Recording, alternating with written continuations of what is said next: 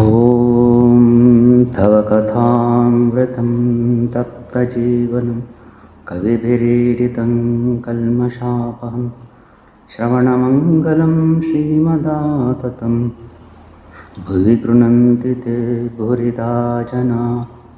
So in last class we have discussed, Sri Ramakrishna is telling us to discover inner divinity. There is a gold buried in your heart, but you are not yet aware of it. So Sri Ramakrishna is telling here, so divinity is within you. The gold is buried in you. So in Bengali, beautiful song is there. Dub dub rup shagare amar mon. Dub dub rup shagare tom amar mon. Thalathole paper ratnodhan. That means go deeper and deeper inside your heart. You will find so many gems. So Sri Ramakrishna sings that song. So here, why there is a gold buried in your heart? Always, when any guru, when they tell you to meditate, so remember your God, remember your Ishtadeva in your heart. Why they are telling? There is in Upanishad, Brihadaranyaka Upanishad, there is called Hridaya Brahmopasana. Whatever you catch through your senses, whatever you absorb through your senses, where it goes, where you feel actual satisfaction, it is in heart only. Suppose there is a clock is there. Suppose it is my clock. Immediately, who's this clock? Immediately, mine will tell. As when your hand, your palm will go and rest upon your chest. Anything. Immediately, who are you? I am so and so. Who's this? Mine. Immediately it goes. So everything, whatever you acquire through your senses, all the knowledge, ultimately these senses will go and place before that heart.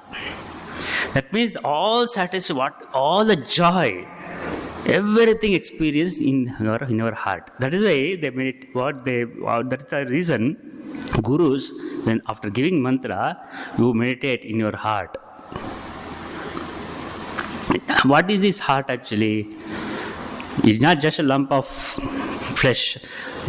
Even if you take physical sense, the heart is the main organ of our part of our organ, part of our body. So unlike without, if heart does not pump, then that fellow will die. So everything controlled here. So everything is being controlled through our heart only. That's why in Brihadaranyaka Upanishad, one shloka is there. Om Esha Prajapati Etat Hridayam Etat Brahma Etat Sarvam Triaksharam Hridayamiti. This feel, you should feel that this Brahma itself is Prajapati. Brahman itself is Prajapati. That's why here Sri Ramakrishna is telling there is gold buried in your heart, means whatever manifested universe, everything you want to experience. Suppose you see, senses will catch all the knowledge. It will take that this one, carries that objects. Senses will carry the objects afterwards, and without placing before that heart, you cannot explain, you cannot experience at all. You will not feel any joy at all. Suppose brain, suppose you know something, so I am satisfied through your brain, you cannot say. Through intellect, you cannot say I am satisfied. Satisfaction comes only in heart. As long as the knowledge remains only in intellect, you will have doubts. You will not have any satisfaction, because what is the duty of intellect, duty of buddhi? It is always reasoning, logical, all these things done by intellect. But heart gives satisfaction. So here, Esha Prajapati Etat Hridayam Etat Brahma Etat Sarvam Triaksharam Hridayamiti. So there is a upasana, Brahma upasana. in Jnana Karma Samuchaya, about in here there's Jnana Karma Samuchaya, and that means karma. The Upasana also is considered as karma, as per Shastra. Here Jnana means this Upasana is considered also Jnana, with Jnana. What is that Jnana? Think that your heart itself is Prajapati, your heart itself is Brahma, and then it has got Triksharam Hridayamati. So what is that Hridaya?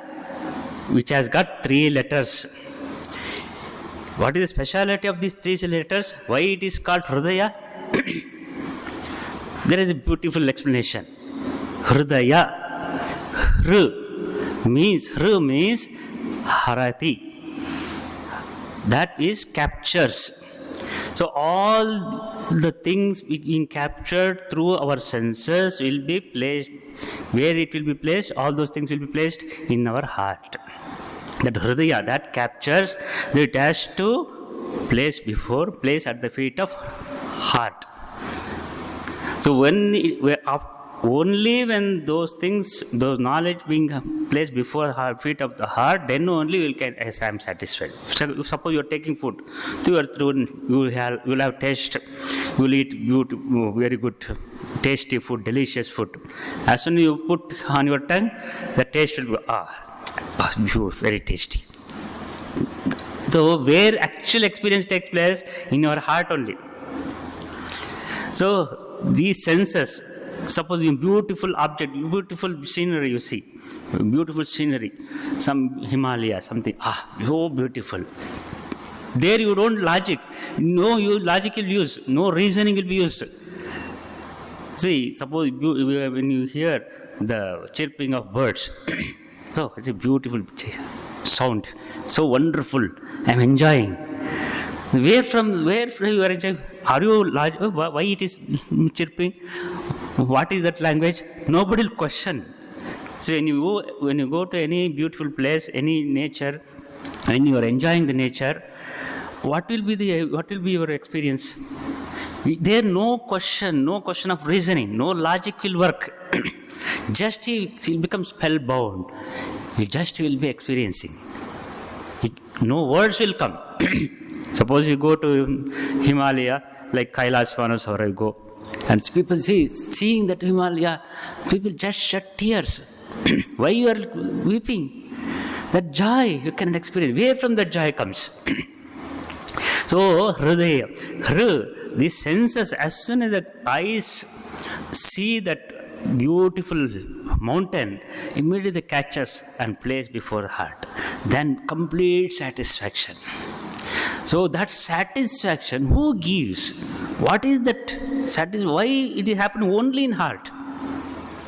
Because that heart, that actual Chaitanya resides there. God resides there. See, of course, God is all pervading, no doubt. God is all pervading. Brahman is all pervading. Chaitanya is sarvam khalvidam Brahma. But special manifestation of Brahman will be in the heart. That is the reason when they give mantra, you meditate, close your eyes and imagine your Ishtadeva sitting on lotus feet of, imagine your Ishtadevata sitting on lotus flower. They say no. Even if you take physical feature of this heart, how it looks, it is just like a bud of lotus, just like what is in the inverted form. It is inverted form, and all the veins and nerves will be on the upper side. The physical feature of a heart itself is like the lotus, and then when you think about abstract heart, it is absolutely different. In the abstract form, you cannot imagine the nirguna nirakara. So far, you imagine, God is sitting on lotus flower. So my Ishtadevata, Rama or Krishna, are sitting on my heart. So then only when you meditate, that satisfaction, that real, actual Brahman, God relation take place there only. That is a means capturing through senses. Then what is that da? Da means dana. Here dana, you are not giving. So when you practice meditation in your heart, what happens? That power of that Brahman, power of that Lord, all powers, Sri Swamiji says, no, all power is within you. When he says, so it comes from all power, will be manifested. So all the senses, all the Chaitanya will give you all powers to you. That is a dana. Who is giving dana? You will get all powers. That is the meaning. Sarvam teksharam hridayamiti. He says, Devyam teksharam hridayamiti. So da means all the devatas, deities within your body. Different powers are there, no? All those powers will be given to you. So these senses all work for you. These senses also will work for you. And then all your intellect, all other deities, different parts of your body, all the deities will donate all powers to you. That is the dana. Here mentioning dana means dana. That these devatas, the deities will offer all the powers to you. That is the meaning. Da. Then ya. Ya means prapane. Ya means moving. Here ya means taking you to the highest. And ultimately all powers will give, through that power will take you to the highest. In Vedika Upasana, Yajna Yaga, so nowadays nobody is doing yajnas. No Agnihotras, all those things, nobody is performing. So in those days, their explanation about Hridaya means, here Ya means, through whatever you do with wholeheartedly, all the karmas, all the upasanas, yajnas, with wholehearted, when you offer, sacrifice those savit, sacrifice all when you practice all rituals, when you offer to those things, havish to those deities, they will take you to the Swarga. That is the meaning, according to Purvamimamsakas, Karma Kandis. And not only in Vedikopasana, in regular, even nowadays nobody is performing yajnas, nobody is performing Agnihotras, Ashwamedha Yaga. All these yagas are not done now. So we have to understand according to present condition. So whatever you perform, any activity, whether it is secular work or spiritual work, any service to the people, service to the poor, do it wholeheartedly. When you do wholeheartedly, what happens? Then your mind will become completely pure. So all those things will not get attached to those senses. You will not get attached to the body. You will not get attached to the mind, and you will be complete satisfaction without any expectation. You do not have when you don't get any expectation, what will happen? You will be free from dukkha. You will be free from misery. Then what will get? Ultimate loka. What is that loka? Brahma loka or moksha. So it will take you to moksha. Going to moksha means the moksha does not mean there is moksha somewhere else. It is not like that. Moksha means freedom from the dukkha. Dukkha nivritti sukha prapti. That is the meaning. So Esha. That's why Upanishad is telling Om Esha Prajapati Etad. Etad Hridaye, Etad Brahma, Etad Sarvam. This Hridaya is everything. This is Prajapati, this itself is Brahman. For that reason only, you meditate in your heart. They say. That is why whenever why you don't work wholeheartedly, half-minded you work. People scold, no, somebody is doing haphazardly. If any given work, if that person does not do work properly, immediately they scold, what? You're so half-minded you are working. You should work wholeheartedly. Why they say? Why wholeheartedly means what? Because you have to work with satisfaction. No, so many youngsters are very dissatisfied. Job satisfaction. What is that? Job satisfaction is not there means what? Oh, I get salary, good salary, but no, I don't have any job satisfaction. See, even in spite of you are getting so much of money, some people are not getting any satisfaction. Why? Because they are not feeling any joy. But all those, even money is not taking, that money is not going to the heart. So whatever you enjoy through your sense, whatever you acquire, whatever you earn, should satisfy your heart. If those things won't satisfy your heart, what is the use of all those things?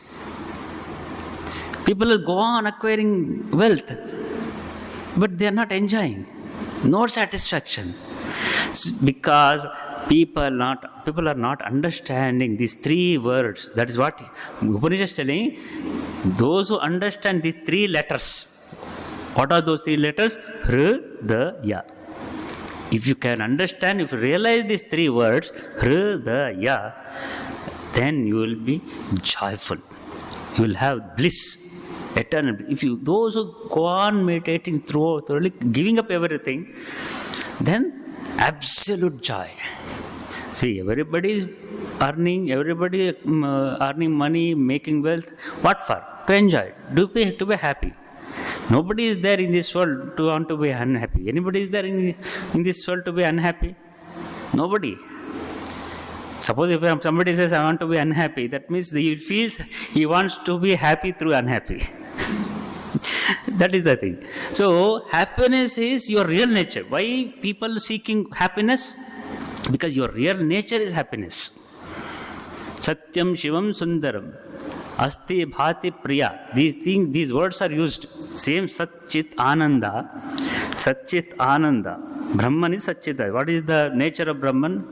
Sat Chit Ananda. These three things are not separate. These are all together it is told. And then the same Satchid Ananda used another verse, Asti Bhati Priya. In some Upanishad it used word Asti Bhati Priya. Asti means existence, Bhati means shining, Priya means lovable, full of lovable, enjoyable. Asti Bhati Priya. And some use Satyam Shivam Sundaram. Satyam existed, Shivam is full of knowledge, Sundaram is beautiful. So these three words, these different terms it is used. So all those things, those enjoyment where it take place is in your heart only. That is why search inside, go inside. Why they tell you don't get anything outside. Those outside objects also, you suppose the outside objects also should, if those objects should give joy, only that joy will take place in your heart only. So go to the source. Go to the source of joy. Go to the source of enjoyment. Where is that enjoyment? Where is that joy comes? Where from that joy comes? Go inside. So that is because if heart does not respond to the objects of the world, if the heart does not respond to the material, outside material, then those materials will have no use. Will have no use at all. You suppose you go to shop, you go for a cloth shop, different colors. So you select so many things you will see. All the cloths are very good quality, different colors, different taste, but all those things will not satisfy you. Only particular cloth, particular color of that cloth, particular quality will satisfy you. Why? Same quality, same cotton or some other this one, but same thing now will not satisfy you. One particular color will satisfy you. That means the joy, the happiness is not there in that cloth. That happiness coming from your heart. So what is appealed to me, what appeals to me, that only I select. So even material things also, material joy also coming from within, not from outside. That is why you meditate upon that. That is what Upanishad says. Same thing Sri Ramakrishna is telling here. There is gold buried in your heart. So for that what we have to do? What you have to do to, suppose, through selfless work, love of God grows in the heart. So, how to develop that joy, how to get that joy, how to meditate upon God within our heart. So, all cannot meditate all the time, 24 hours is not possible. What you have to do? Do selfless work.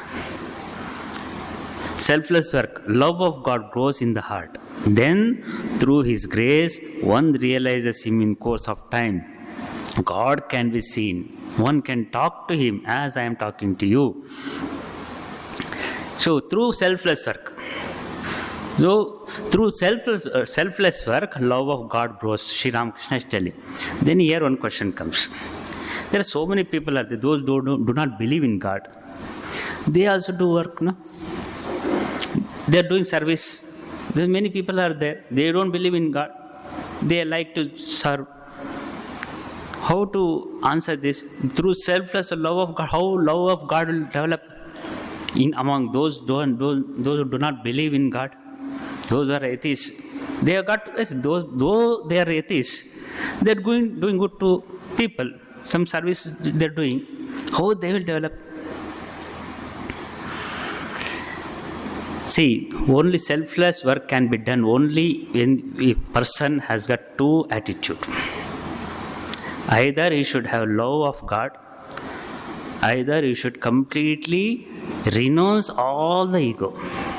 Even identification of his own body, mind should be renounced. Then only that work will be called as selfless work, nishkama karma. Nishkama karma can be attributed to that work. The particular work can be attributed to as nishkama karma only person has got two attitudes. One, he should have love of God, or he should completely deny. He should deny all the ego, even ego of I am so and so, I am the body, I am the mind. For example, Buddha never talked about God. He did not say there is no God. Never say that there is God. Never say that there is no God. When he was asked, somebody asked Buddha, does God exist? Then Buddha said, have I ever told like this? God exists? Then some other person came and asked, so do you think that then there is no God? Have I ever said like that? For that was the same answer he gave. Same answer he gave. Same question. He countered. I never told there is no God. I never told there is no God also. There is God also. So what he said, do good. That means that God cannot be explained like this. God should be experienced. You cannot explain how God exists. You have to experience. That was Sri Ramakrishna, common man. These avatara, Sri Ramakrishna, Krishna, if you tell something to an ordinary person in the language of Buddha, it will be very difficult for common man. So for common, what he said, you do good work, Buddha has told. But Sri Ramakrishna, it simplified. So God is there within you. But Sri Ramakrishna's attitude, God only exists. Buddha's attitude, you forget about God, don't think about existence of God or whether it exists or does not exist. That you forget about. According to him, what he was experiencing, you could not explain it. That is why do it and give up all the desires. So, what Buddha has told, give up all desires.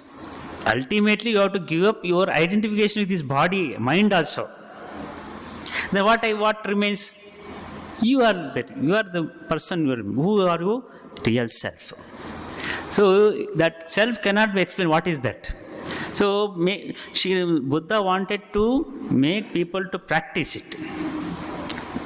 Buddha wanted to make people to understand by themselves. That was his idea. But But common man, it is very difficult.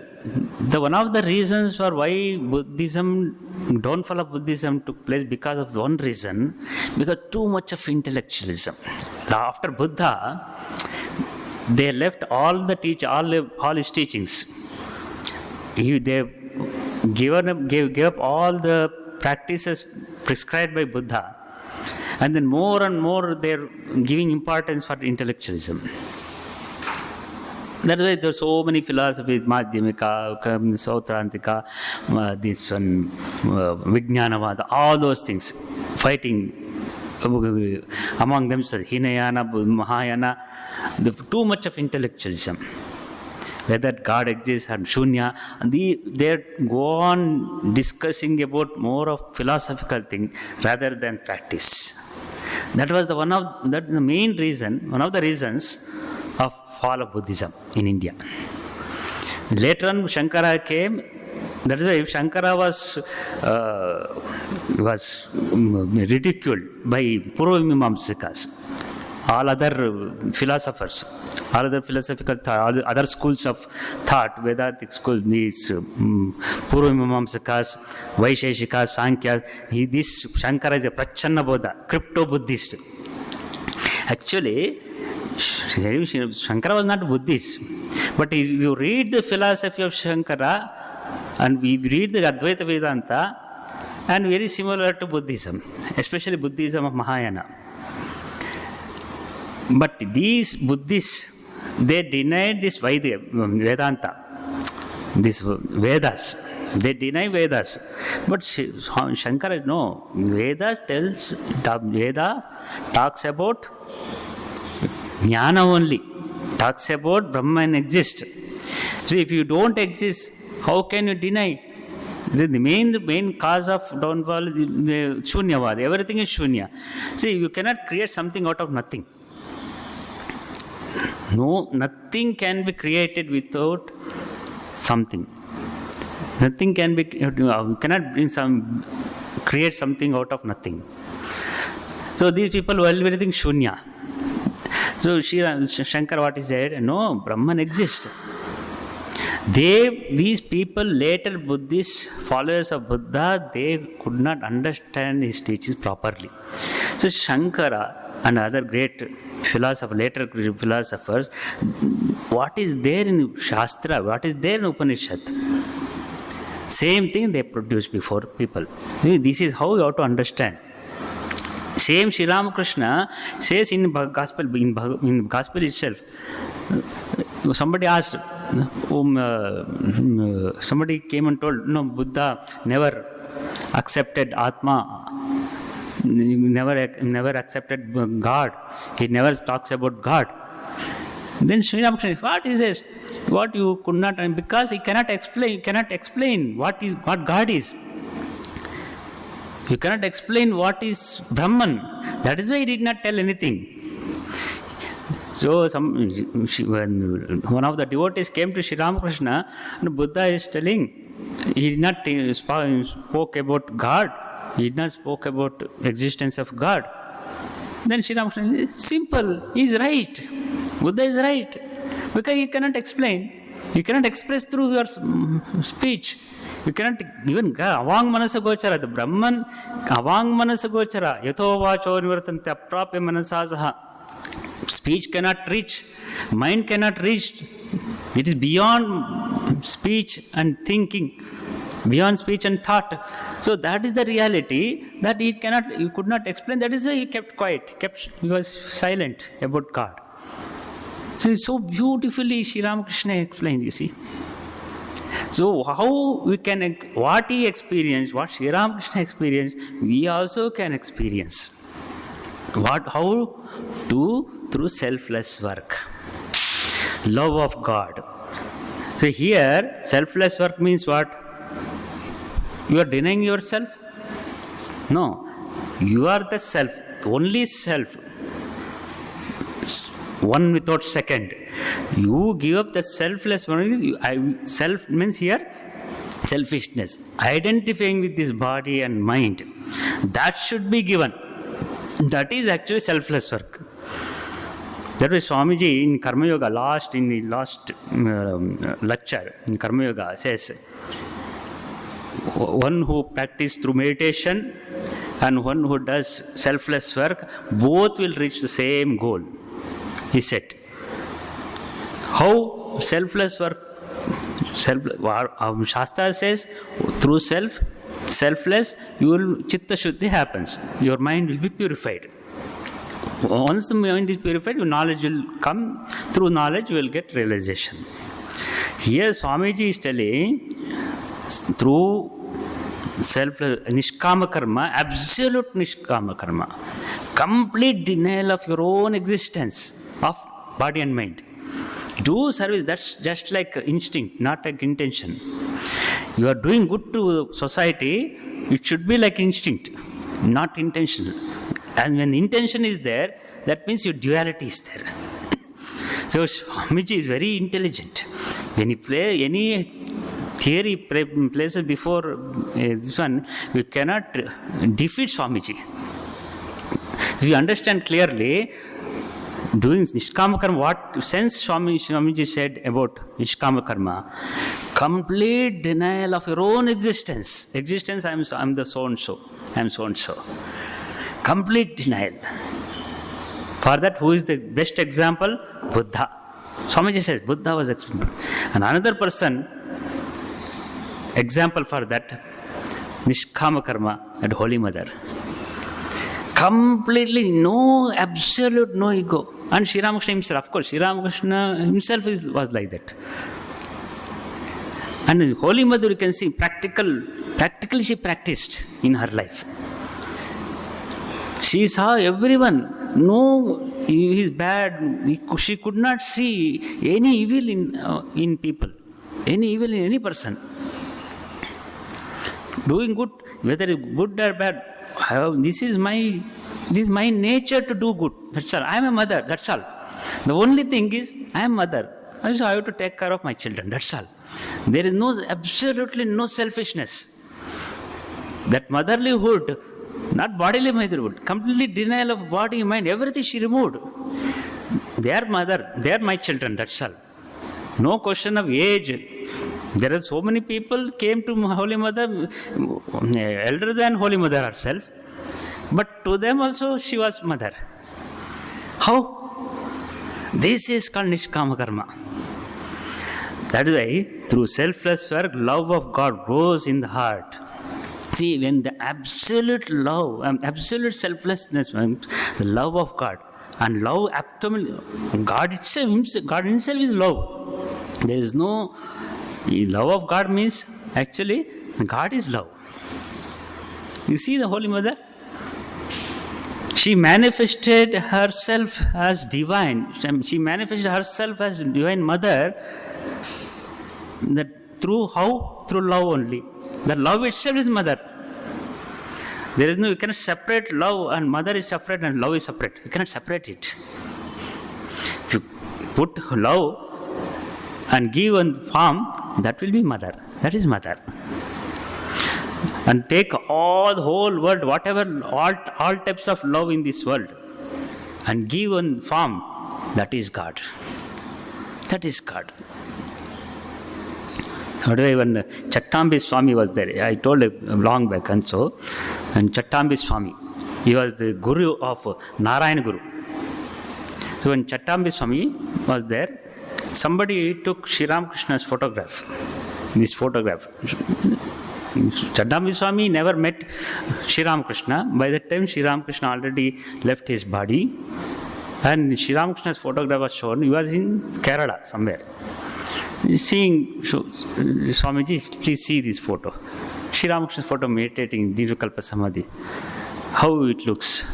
Then Chattambi Swami said, if Nirguna Nirakara Brahma, what you are trying to attain, if that Brahman given some form, some rupa, it will be like this only. Seeing Sri Ramakrishna's photograph, Chattambi Swami said like this. See, when we also, suppose we go on meditating on particular form, go on meditating in particular Ishtadevata, you will forget your own body, mind. You yourself behave as if I am that. Happened even Chaitanya Mahaprabhu, he considered himself as Radha. He's Radha's avatar. How? He was born as a human being, born as a man only, Chaitanya Mahaprabhu. Then he transformed himself as Radha's form and then completely moved of Radha and Madhura Bhava. Then we completely removed all the sense of gender at all, no gender. Then consider himself as Radha, communing with Sri Krishna, Lord Krishna. See, these things are the spirituality. Even Sri Ramakrishna, when he practiced meditating on Sri Ramchandra as a Dasya Bhava, he considered himself as Hanuman. In fact, literally that he developed the tail also. Sri Ramakrishna. Afterwards, slowly it got cured. During that bhava, even body changes. So, Sri Ram, the Chatam is very absolutely true what he said. He completely merged the highest Brahman. Naturally, that Brahman will take form of this like this only. Suppose if we can practice, it's not that only for that, but is it difficult? Is it easy for us? That we have to question ourselves. In Ramana Maharshi, even Ramana Maharshi, you see, as if Brahman himself is meditating, sitting like this. The same what you are meditating about Brahman, the same Brahman is sitting like this. You can feel, when you go those people with great soul, you feel so joy, so peace in your mind. Why it happens? That is the reason. See, when I joined here, I don't mention his name, but one Sanskrit teacher, he was very orthodox, but he never accepted this tradition, Ramakrishna Mission's tradition.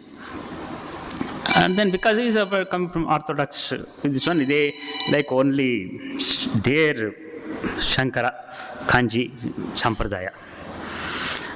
And then, of course, he's a good teacher. He was a very good teacher, very scholar. He used to take class for us, Sanskrit class.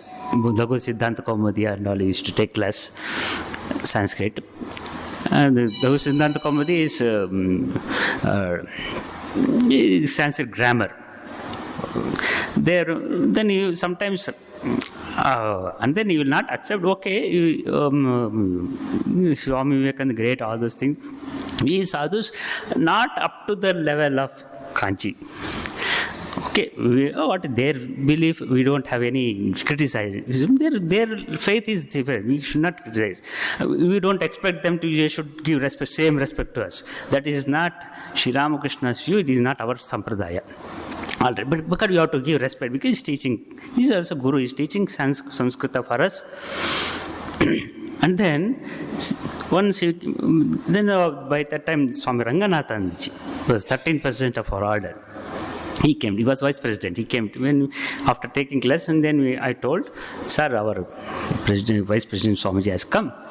You see, this teacher, he never used to do pranam to any sadhus. Even for our Periyar also, he never used to, just likes to do this.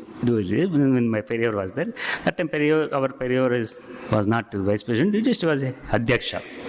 Our vice president Maharaj has come. Then he said, I want to see him. Then Maharaj, I myself took him. Then to Maharaj, Ranganathanji Maharaj's room. Maharaj just was lying down. Maharaj, I told Maharaj is our Sanskrit teacher, he's teaching us Laghu Siddhanta Kaumudi. Oh, is it? You go and see. Then Swami looked at. See, by instantly, he never did pranam to any sadhus. Seeing that Ranganathanji, then he automatically by itself, without any reason, just he did Sastang Pranam to Ranganathanji.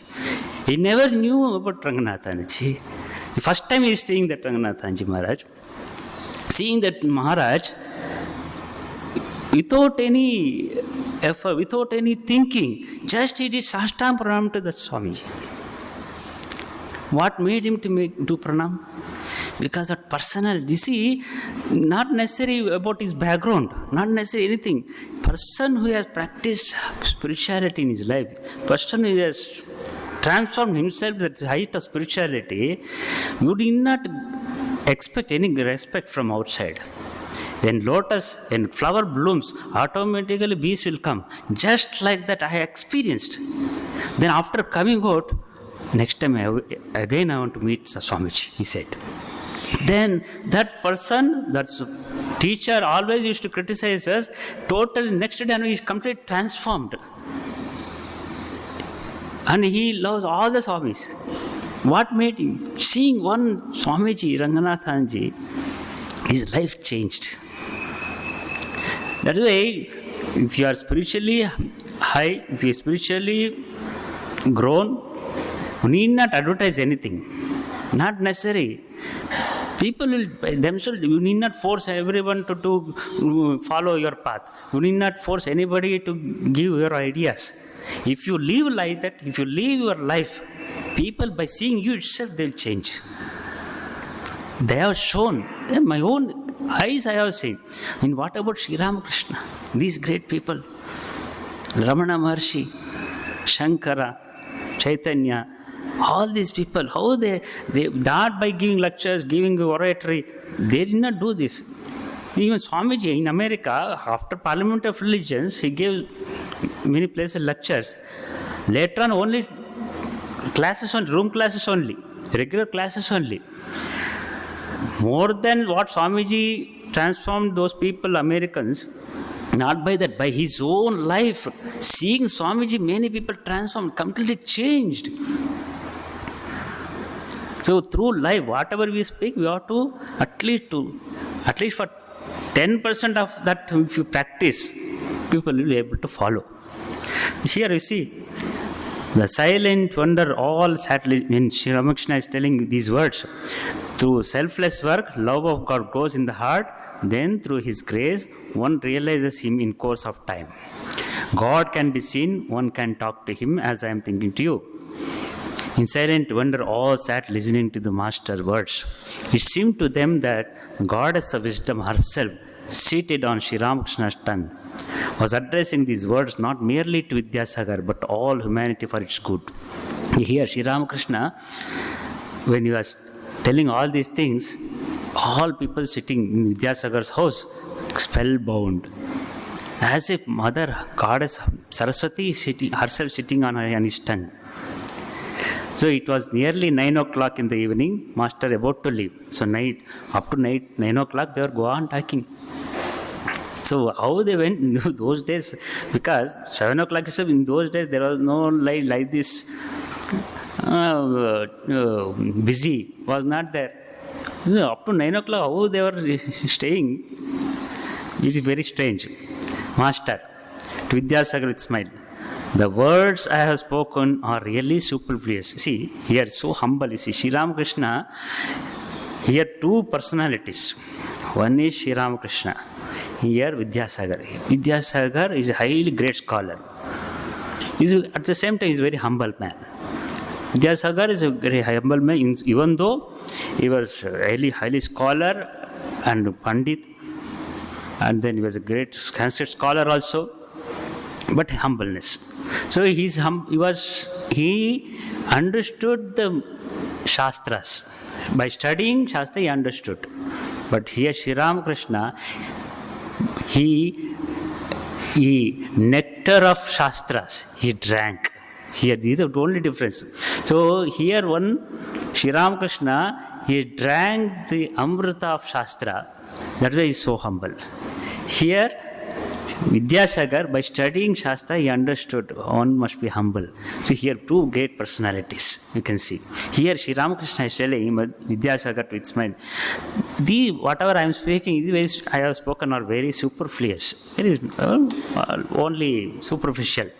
You know all these things. See, Sri Ramakrishna is telling you know already. So I need not tell. You simply aren't conscious. Only you are not conscious about it. Sri Ramakrishna is telling, see, Sri Ramakrishna actually came to Vidyasagar's house to learn something, not that he wanted to teach.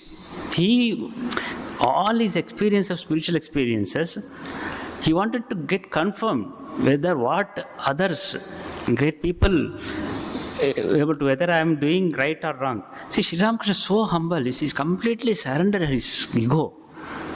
So Sri Ramakrishna is telling, you simply aren't conscious of it. There are countless gems in the coffers of Varuna. In the Varuna means the river. There's so many gems are there. They're like that. And you are so knowledgeable person. So I need not tell all these things. See, what we can learn from here. Okay, this spirituality, philosophy, all those things we have discussed. But something we have to learn. See, great spiritual personalities, how they led a life, how they led life. What we can learn. So, how the one way, in the another way, they are teaching us. Real person, spiritual person, really is a spiritual man, is a God man. When you suppose somebody claims, first you observe how he behaves. So what is the criteria for his God man?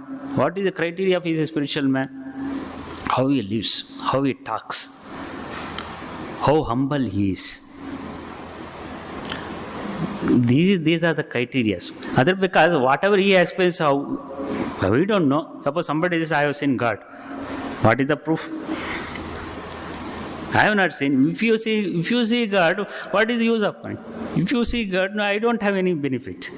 Unless I see God, it is your experience. Suppose somebody enjoyed ice cream. So it does not mean that as if I have eaten ice cream.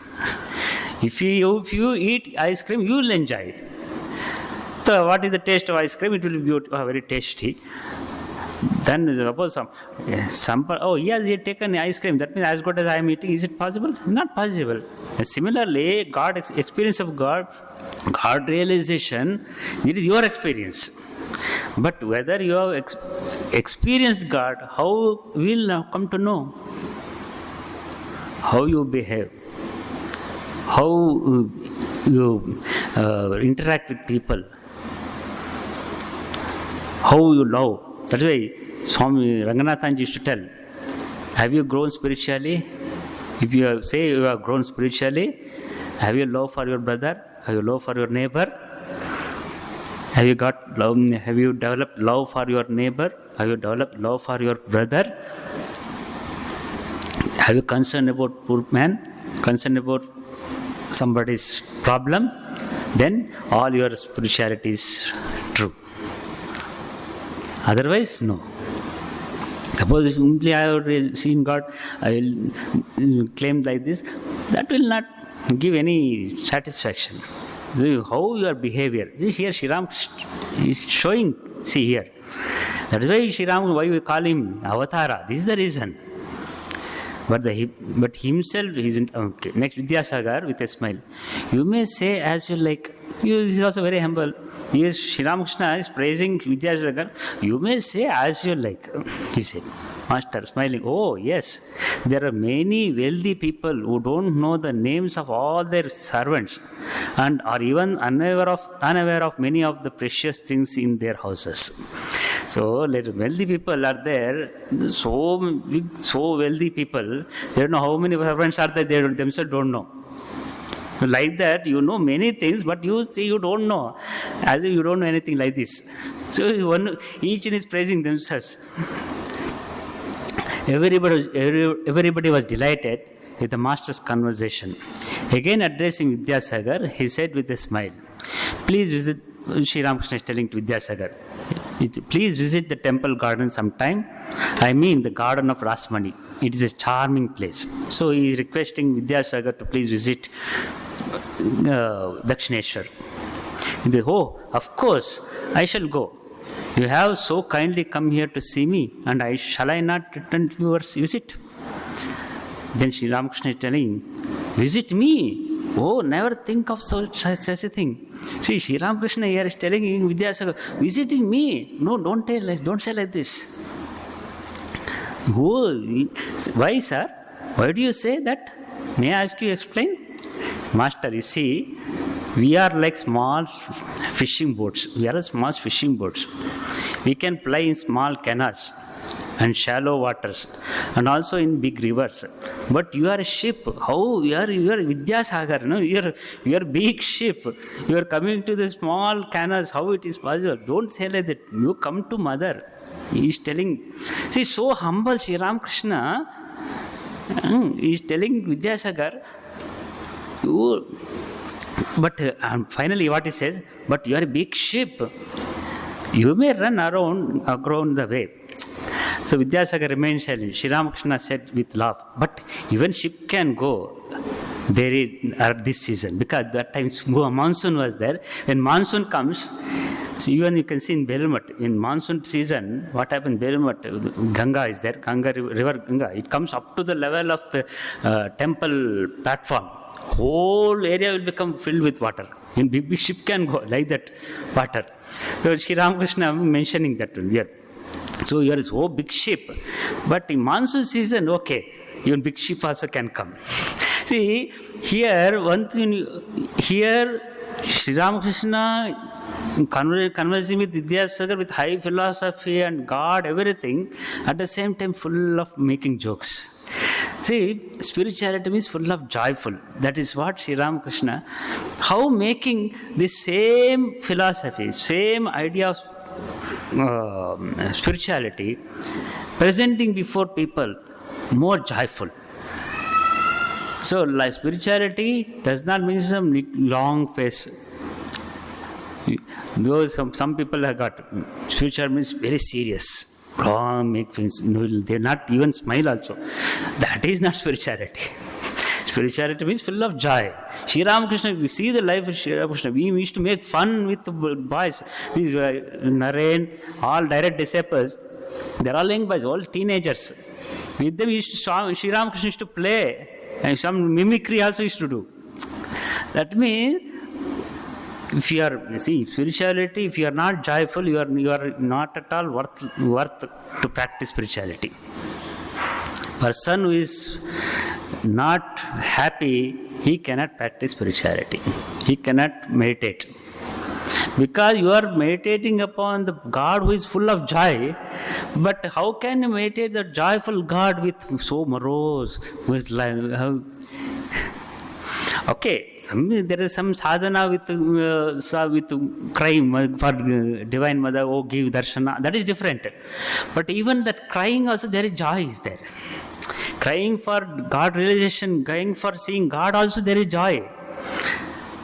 That is there. But always complain, is always morose, always crying. Those people, if they say, but oh, everything is, because everything is nashvara, everything is impermanent. Those they don't get satisfaction in their life, then they talk about spirituality. Don't believe them. First, satisfy your things. First, you fulfill your desires. Don't complain. Just because not able to achieve, you go try to bring that spirituality. That is not spirituality. Otherwise, what is a grapes are sour? Grapes are sour like that. It will be. That is not spirituality. Spirituality means you have to joy. You start with joy and ends with joy. That is the real spirituality. Sri Ramakrishna is showing through his life, showing through his teachings, all through his teachings, you see, full of joy. He is teaching highest philosophy, at the same time making fun also. So Vidyasagar, yes, this is the monsoon season. Him said to himself, this is indeed the monsoon season of newly awakened love. So at such times, one does not care for prestige or formalities. So when love awakened, when love is manifested, so all the prestige, everything will go away. Only remains only joy. That is the reason. So we will take up next portion in next class. Om Shanti Shanti Shanti Hari Om Tatsat Shri Ramakrishna Arpanamastu.